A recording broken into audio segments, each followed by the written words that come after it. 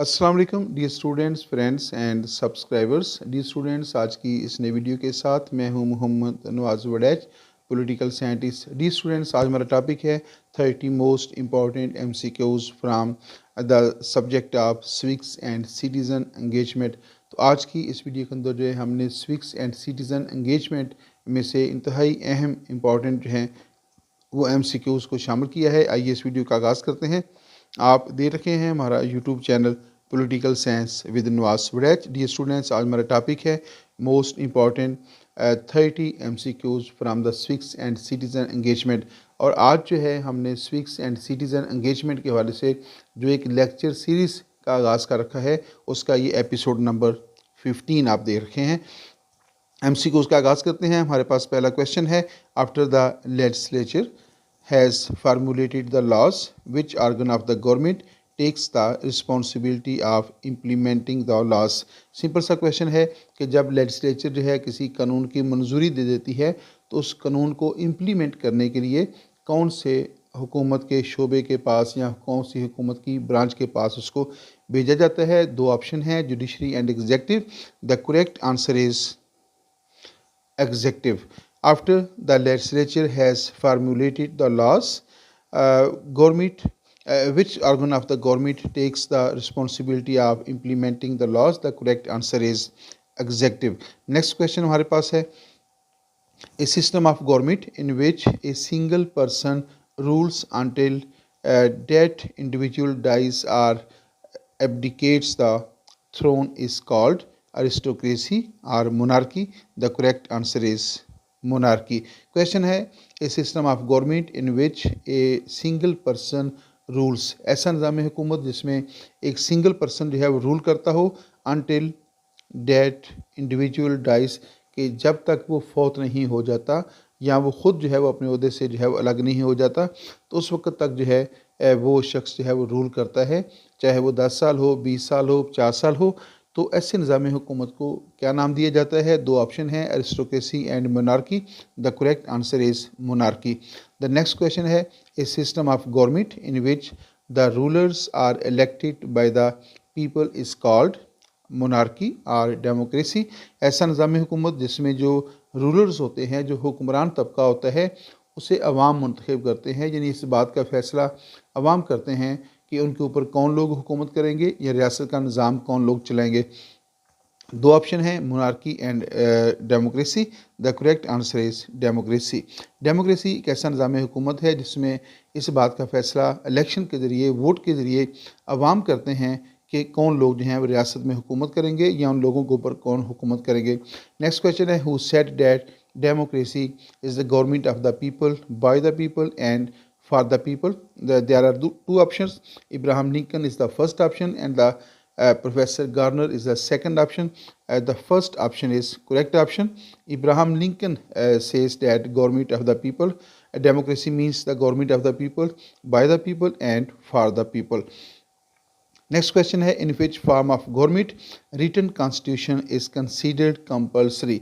कौन सा निज़ाम हुकूमत होता है जिसमें जो रिटन कॉन्स्टिट्यूशन होता है वो उसको कंपल्सरी डिक्लेयर किया जाता है, या कॉन्स्टिट्यूशन का रिटन हालत में होना इंतहाई ज़रूरी होता है? यूनिटरी फॉर्म ऑफ गवर्नमेंट और सेकंड ऑप्शन है federal form of government. The correct answer is federal form of government.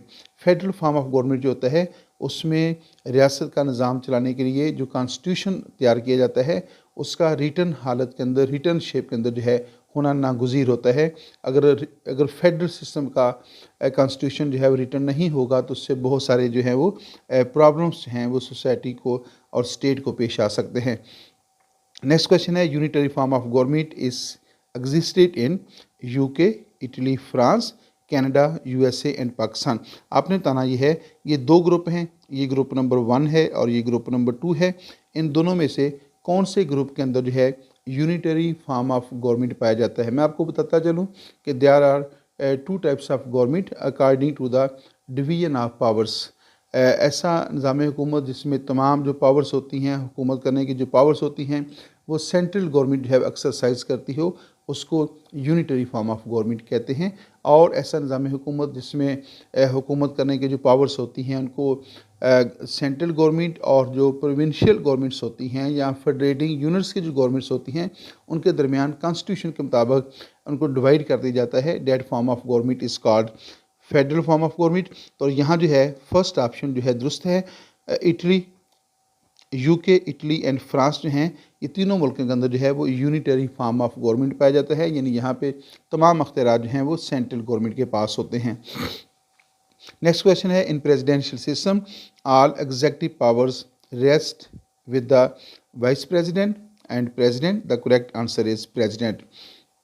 जहाँ पे प्रेसिडेंशियल फॉर्म ऑफ गवर्नमेंट होता है वहाँ पे तमाम जो एग्जेक्टिव पावर्स होती हैं वो प्रेसिडेंट जो है उनको एक्सरसाइज करता है और अकेला ही प्रेसिडेंट जो है तमाम एग्जेक्टिव पावर्स का मालिक होता है। अमेरिका के अंदर प्रेसिडेंशियल सिस्टम है और वहाँ पे यही सिस्टम जो है वो पाया जाता है। In which form of government head of the government and his ministers are not responsible before legislature. कौन सा निज़ाम हुकूमत है जिसमें हेड ऑफ़ द गवर्नमेंट और उसके जो मिनिस्टर्स होते हैं या उसके जो सेक्रेटरीज होते हैं वो लेजिस्लेचर के सामने आंसरेबल नहीं होते, वो रिस्पॉन्सिबल नहीं होते? Presidential form of government and parliamentary form of government. The correct answer is presidential form of government. In presidential form of government, head of the government and his ministers are not responsible and answerable before the legislature, and American legislature is called Congress. Next question की तरफ चलते हैं। In which system of government the head of the government remains in power till it enjoys the favour of parliament. दो option दिए गए हैं, parliamentary system and presidential system. Question ये है कि कौन सा निज़ाम हुकूमत है जिसमें जो हेड ऑफ़ द गवर्नमेंट होता है रिमेन्स इन पावर, वो उस वक्त तक बरसरे इक़्तिदार रहता है, वो ताकत में रहता है या वो वज़ारत उज़्मा के अहदे के ऊपर जो है फैज़ रहता है, यानी हेड ऑफ़ द गवर्नमेंट के अहदे के ऊपर फैज़ रहता है till it enjoys the favour of parliament, जब तक कि उसको पार्लियामेंट की सपोर्ट हासिल होती है, जब तक उसको पार्लियामेंट की फेवर हासिल होती है। The correct answer is parliamentary form of government. जो पार्लियामेंट्री फॉर्म ऑफ गवर्नमेंट होता है इसमें जो प्राइम मिनिस्टर होता है he is elected from the members of the lower house of the parliament. चूँकि वो लोअर हाउस से इलेक्ट होता है लिहाजा वो पार्लियामेंट के सामने जवाबदेह भी है। चूँकि मिनिस्टर्स भी जो हैं वो दोनों ईवानों से मुंतखब होते हैं, वो लोअर हाउस से भी हो सकते हैं और वो अपर हाउस से भी हो सकते हैं। तो लिहाजा जो मिनिस्टर्स होते हैं वो भी पार्लियामेंट के सामने आंसरेबल होते हैं और वो अपने मामलात को सर अंजाम देने के सिलसिले में रिस्पॉन्सिबल भी होते हैं। That is why the parliamentary system of government is also called responsible and answerable form of government. The next question is the president of USA is elected for the term of 4 years, 5 years. The correct answer is 4 years. जो USA है उसका जो president होता है he is elected for the term of 4 years, उसको 4 साल के लिए मुंतखब किया जाता है। Who said that state is the union of families and villages having for its end a perfect and self-sufficient life by which it means a happy and honorable life। आपने बताना ये है कि ये जो स्टेटमेंट है state is the union of families and villages having for its and a perfect and self sufficient life by which it means A happy and honourable life. ये quotation जो है ये किसकी है और ये स्टेट की डेफिनेशन किस पॉलिटिकल फिलासफर ने की है? दो ऑप्शन हैं, Aristotle and Plato. The correct answer is Aristotle. Aristotle जो है ही was the person who says that state is a union of families and villages having for its end a perfect and self-sufficient life by which it means a happy and honorable life. The correct answer is who described the state as a compulsory political organization with a centralized government that maintains a monopoly of the legitimate use of the force. There are two options, Max Weber and Karl Marx. The correct answer is Karl Marx. आइए देखते हैं which is the next question.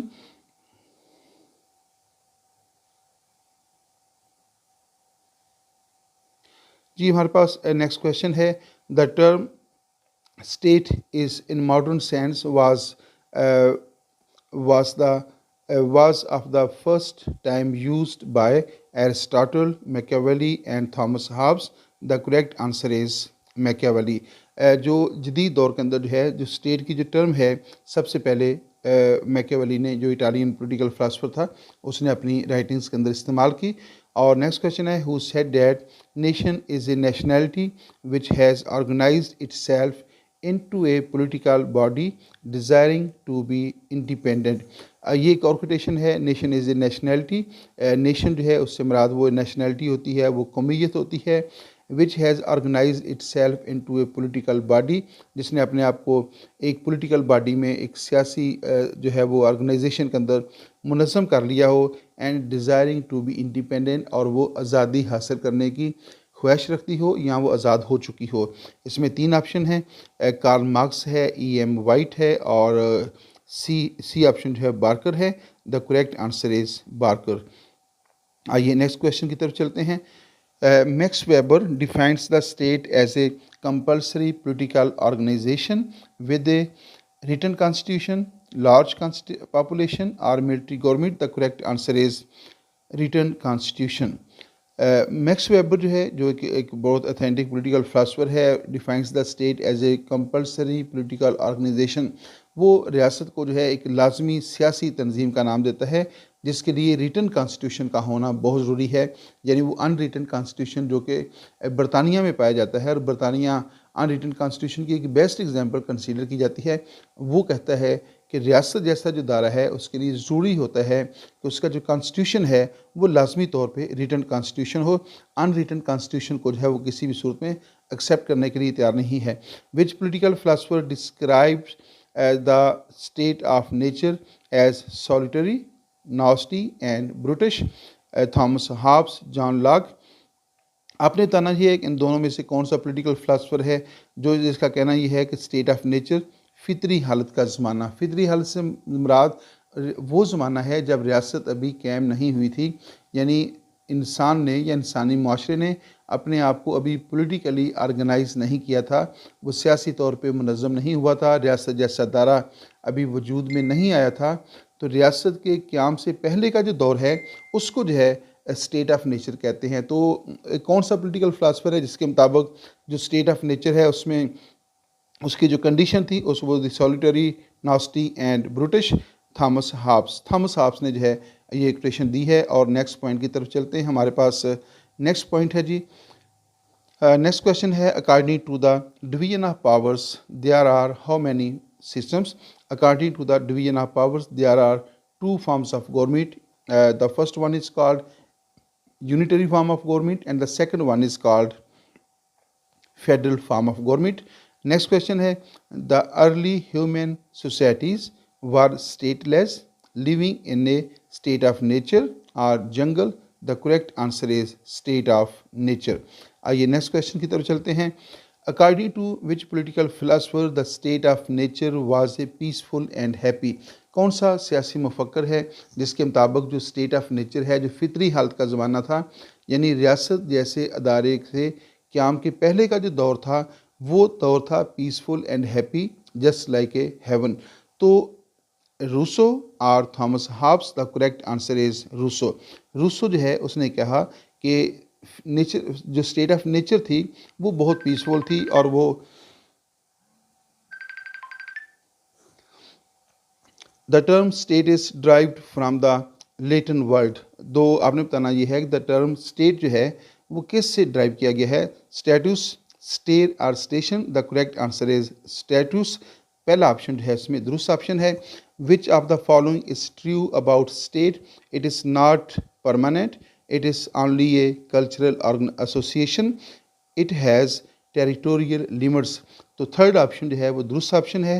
Which of the following is true about state, state has territorial limits. रियासत एक ऐसा अदारा है जिसकी जोग्राफियाई boundaries होती हैं। The modern state system begin in Asia, Europe, Africa. The correct answer is Europe. Second option इसमें दुरुस्त option है। According to which theory of state was created not by human efforts. यानी कौन रियासत के आगाज़ के बारे में मुख्तलिफ थ्योरीज पाई जाती हैं, उनमें से एक थ्योरी के मुताबिक जो है रियासत जो है वो किसी इंसानी कोशिश के नतीजे में वजूद में नहीं आई। थ्योरी ऑफ सोशल कंट्रैक्ट और theory of divine right. The correct answer is theory of divine right. Theory of divine right के मुताबिक रियासत जो है उसको अल्लाह ताला ने तख्लीक किया है और इंसानों का रियासत के बनाने में या उसको कायम करने में कोई अमल दखल नहीं है। The theory of divine right जो है वो इसका दुरुस्त जवाब होगा। नेक्स्ट क्वेश्चन है, who views the state not as a natural entity but as a product of societic transformation serving the interest of the ruling class, Marxist और capitalist? The correct answer is Marxist. Marxist जो है वो इसका दुरुस्त जवाब है।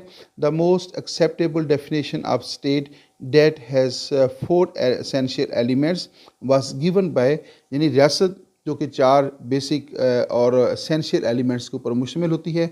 कौन सा सियासी मुफक्कर है जिसने रियासत की ऐसी डेफिनेशन की है जिसमें रियासत के जो चारों एसेंशियल एलिमेंट्स हैं उनका जिक्र मिलता है? उसमें प्रोफेसर गार्नर है, गेटिल हैं और फाइनर।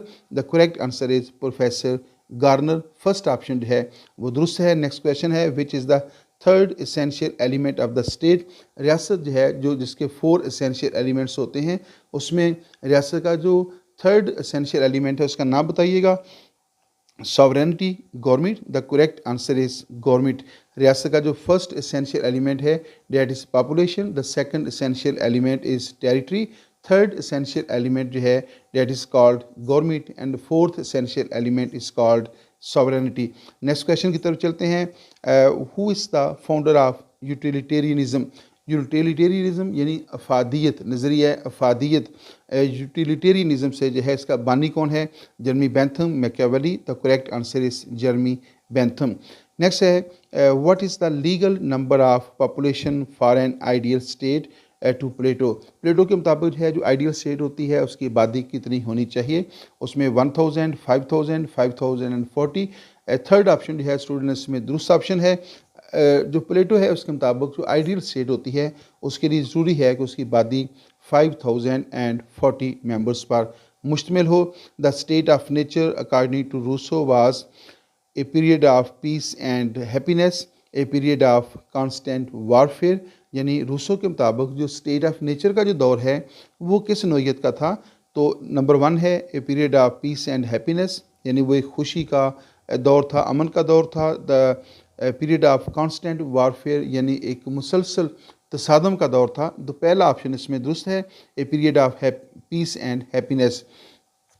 The oldest theory about the origin of the state is the theory of social contract, theory of divine right. The correct answer is theory of divine right. रियासत के आगाज़ के बारे में जितनी भी थेरीज पाई जाती हैं उसमें सबसे जो ओल्डेस्ट थेरी है that is called theory of divine origin of the state. Next question है, according to which theory of the origin of the state the king is God's agent on earth? Social contract, theory of divine right. The correct answer is theory of divine right. Theory of divine right के मुताबिक रियासत जो है इंसानी कोशिशों से वजूद में नहीं आई बल्कि इसको अल्लाह ताला ने तख्लीक किया है।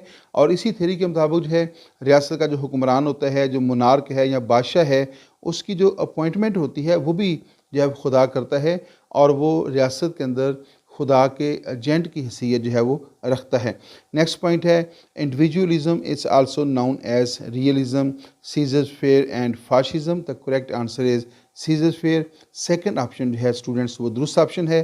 Thomas Hobbes, John Locke and Rousseau are considered as social reformers, social constructualist. Second option जो है दुरुस्त है। जो थॉमस हॉब्स है, जॉन लॉक है और जो रूसो हैं, इन तीनों का शुमार जो है उन लोगों में शुमार होता है जिन्होंने सोशल कॉन्ट्रैक्ट पेश किया था, इसलिए इनको सोशल कंट्रैक्चुअलिस्ट जो है, सॉरी स्टूडेंट्स, जो है वो इसमें वो स्लिप ऑफ टंग जो है वो हो गई है। तो तीनों जो मुफक्कर हैं उन्होंने जो है सोशल कॉन्ट्रैक्ट पेश किया, इसलिए उनको सोशल कंट्रैक्चुअलिस्ट जो है वो कहा जाता है। नेक्स्ट है, Rousseau advocated his theory of social contract in his book social contract origin of the state. The correct answer is social contract. Rousseau की किताब का नाम है सोशल कॉन्ट्रैक्ट और इसी किताब के अंदर जो है उसने अपनी थ्योरी ऑफ सोशल कॉन्ट्रैक्ट पेश की थी। What does the term sovereignty means in the context of A state? रियासत जो है, रियासत के कॉन्टेक्स्ट के अंदर जो है सॉवरेनिटी से क्या मुराद है? Military support, supreme power of the state, cultural dominance. The correct answer is supreme power of the state. Sovereignty means supreme power of the state in the context of the state. According to Islamic concept of sovereignty, state sovereignty, authorities and power belongs to Allah. Chief Justice, the correct answer is Allah. Next question है, who prescribed man as a social animal as well as a political animal? The correct answer is Aristotle. Aristotle जो है, he says that man is a social animal as well as a political animal. Which system of government is called as the government of the people, by the people, for the people? Monarchy, aristocracy, democracy? The correct answer is democracy. A social contract theory deals with origin of the state, election of the president, First World War. The correct answer is origin of the state. जो social contract theory है, इसका तल्लक इस debate के साथ है कि रियासत जैसा जो दायरा है वो कैसे वजूद में आया था. नेक्स्ट क्वेश्चन है, the politics is the famous work of Aristotle, Thomas Hobbes, Karl Marx? The correct answer is Aristotle. Next question की तरफ चलते हैं. Rousseau born in Geneva, Switzerland and died on July 2, 1778 in France. तो Geneva Switzerland में वो पैदा हुआ था और फ्रांस के अंदर जो है रूसो का इंतकाल हुआ था. Leviathan is the famous work of J.S. Mill, T.H. Green, Thomas Hobbes? The correct answer is Thomas Hobbes. Thomas Hobbes की जो सबसे मशहूर किताब है वो है लिविएथन. और नेक्स्ट क्वेश्चन है, which theory of the most acceptable theory regarding the reason of the state? रियासत के आगाज़ के बारे में जो मुख्तलिफ थ्योरीज पाई जाती हैं उनमें से रियासत के आगाज़ के बारे में जो दुरुस्त थ्योरी है या जिसको मोस्ट एक्सेप्टेबल थ्योरी कहा जा सकता है वो कौन सी है? तीन ऑप्शन है, social contract, theory of force, historical और evolutionary theory? The correct answer is historical and evolutionary theory. Thanks for watching मेरी यूट्यूब चैनल. यहाँ पे इस वीडियो का अख्ताम होता है. इस वीडियो के अंदर जो है वो कुछ क्वेश्चन जो है रिपीट भी हो रहे हैं. रिपीट कराने का मकसद ये होता है ताकि जब आप बार बार सुनते हैं, बार बार चीज़ों को देखते हैं तो आपको चीज़ें ज़हनशीन हो जाती हैं, क्योंकि आप फर्स्ट टाइम जो है ये पेपर है सिविक्स एंड सिटीज़न एंगेजमेंट को पढ़ रहे हैं, तो लिहाजा चीज़ों को रिपीट इस मकसद के लिए भी किया जाता है ताकि बार बार देखने से, चेक करने से, सुनने से चीज़ें आपके ज़हनशीन हो जाएँ और आपको सिविक्स एंड सिटीज़न एंगेजमेंट का जो कोर्स वर्क है उसको समझने में भी आसानी हो जाए. इजाज़त दीजिएगा. अल्लाह हाफिज़.